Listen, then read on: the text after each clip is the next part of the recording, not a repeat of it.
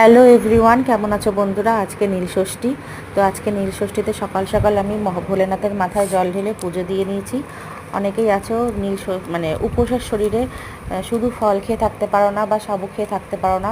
আমি তো সাবু খেয়ে থাকতে পারি না। অনেকেই আছো অনেক কিছু করে খাও, কিন্তু উপোসের শরীরে বিশ্বাস করো অনেক কিছু করতে ইচ্ছা করে না। তার মধ্যে সংসারের ঝামেলা, নানান ঝামেলার কাজ থাকে। তাই আমি করে নিয়েছি ওটস আর হচ্ছে একটা নর্মাল আলু বেগুন দিয়ে একটা তরকারিটা কীরকম, তোমরা এটা একদম কোনো ফোড়ন ছাড়াই করবে। হলুদ দেবে না, জাস্ট কড়াইয়ে তেল দিয়ে একটু লঙ্কা ফোড়ন দেবে, তারপর আলু বেগুন কেটে রেখে দেবে। ভাজা ভাজা হয়ে গেলে একটু টমেটো নুন মিষ্টি দিয়ে গা মাখা করে নামিয়ে নেবে। আর একটু করে নিয়েছিলাম ওটস। এই হলো আমার দুপুরের খাবার আজকে। আজ আমি উপোসের শরীরে আজকে এই খেয়েই থাকবো। তো কারা কারা কারা কারা কারা কারা উপোস করছো অবশ্যই কমেন্ট করে জানিও, এবং উপোসের শরীরে কারা কারা কী খাচ্ছ জানিও।